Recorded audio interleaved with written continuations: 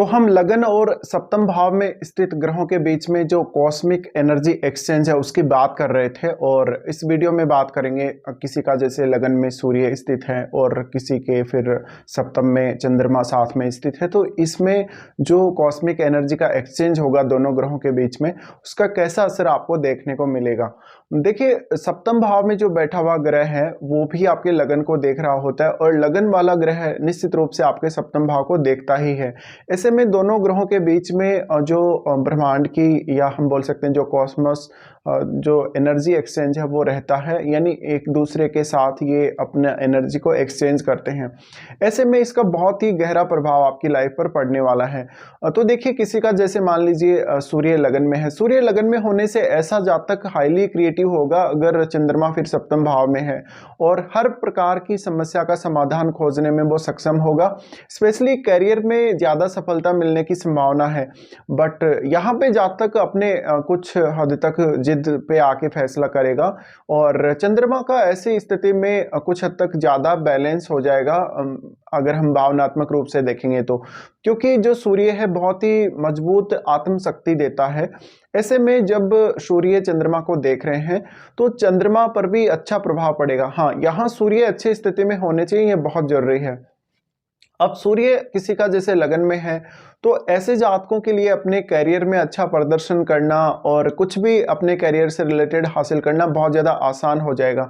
चंद्रमा है वो इमेजिनेशन का कारक है, इमेजिनेशन होने की वजह से ऐसे जातक हाईली क्रिएटिव होंगे निश्चित रूप से। और वैसे भी देखा जाए तो काल पुरुष के हिसाब से हम सूर्य को पंचम भाव का स्वामी मानते ही हैं। काल पुरुष की कुंडली में पंचम भाव का स्वामी सूर्य होता ही है। ऐसे में निश्चित ही आपकी क्रिएटिविटी बहुत ज़्यादा बढ़ने के चांसेस हैं और उसकी वजह से आपको काफ़ी नेम फेम और रेपुटेशन मिलने के चांसेस हैं।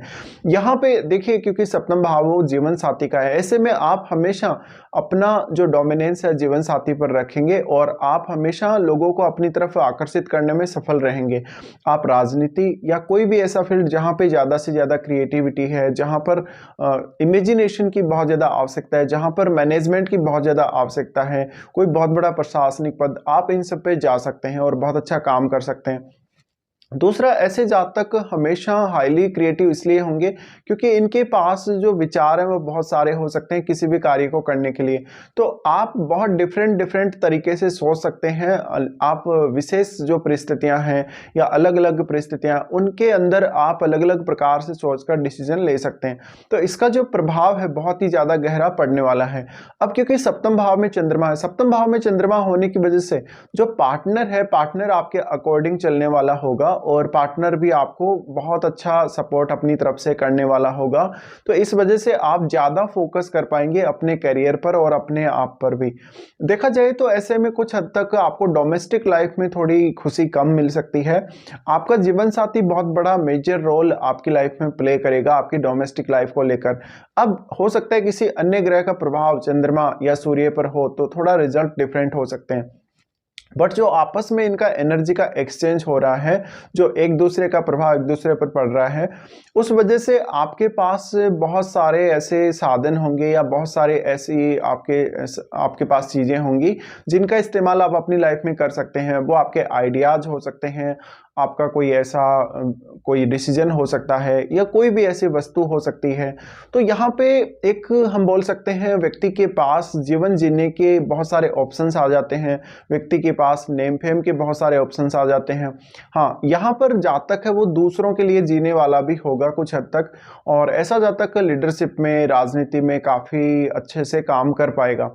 साथ ही चंद्रमा है वो एक अत्यंत हम बोल सकते हैं कोमल ग्रह है। कोमल ग्रह होने की वजह से यहाँ पर आपको पब्लिक से हमेशा नेम फेम या मान सम्मान अच्छा मिलेगा, पब्लिक का सपोर्ट आपको हमेशा अच्छा मिलेगा। अगर मान लीजिए कभी आपने किसी के साथ गलत बिहेव कर भी लिया तो आपका जो बिहेव है उसको इतना ज़्यादा तवज्जो नहीं दी जाएगी।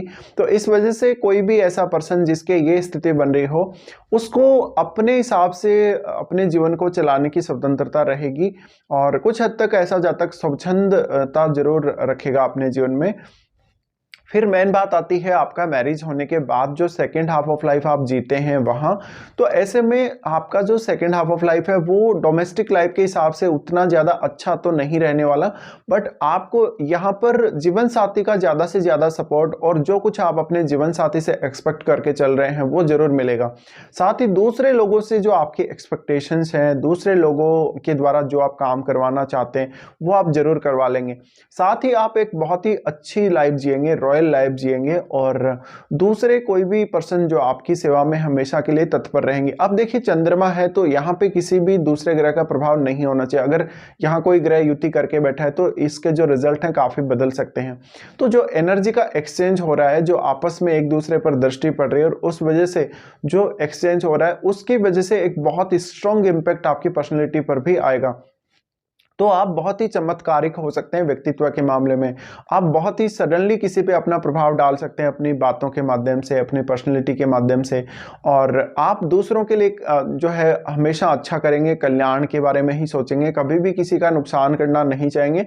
लेकिन मान लीजिए आपके अगेंस्ट कोई व्यक्ति चला आता है या आपके अगेंस्ट कोई व्यक्ति कुछ कर रहा है, आपको अगर नुकसान पहुंचाता है, तो वहां पर आप निश्चित रूप से कोई कड़ा एक्शन जरूर ले सकते हैं।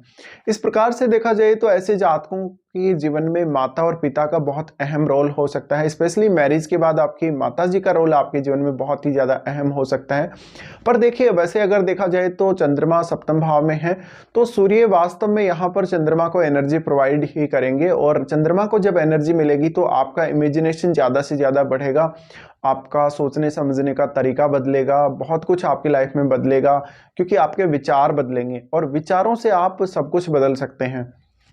तो सूर्य और चंद्रमा का आपस में जो एनर्जी का एक्सचेंज हो रहा है उस वजह से एक बेहतर सपोर्ट आपको यहाँ चंद्रमा को देखने को मिलेगा, और आप लाइफ को ज़्यादा प्रैक्टिकल तरीके से जिएंगे। आप हमेशा अपना डोमिनेंस किसी भी मामले में रखेंगे, चाहे मैटर कोई भी हो। तो ऐसे में आप बहुत बड़े बड़े अधिकारियों के, इवन आप बहुत बड़े बड़े जो पॉलिटिशियन हैं उनके चहेते हो सकते हो। आप जिस भी फील्ड में काम करोगे उसमें आपको मान सम्मान बहुत अच्छा मिलेगा, रेपुटेशन बहुत ज़्यादा अच्छी मिलेगी, और माता पिता का जो सहयोग है, परिवार का जो सहयोग है वो आपको काफ़ी अच्छा मिलेगा, भले आपका जो डोमेस्टिक लाइफ है उतना ज़्यादा सेटिस्फैक्ट्री हो ना हो। इसके अलावा देखा जाए तो ऐसा जातक है वो काफ़ी धनवान हो सकता है, बहुत ही रेपुटेड बनता है वो, और उनके जीवन में उनका जीवन साथी आने के बाद और भी इस बात की संभावना है कि करियर में आपको ग्रोथ देखने को मिलेगी।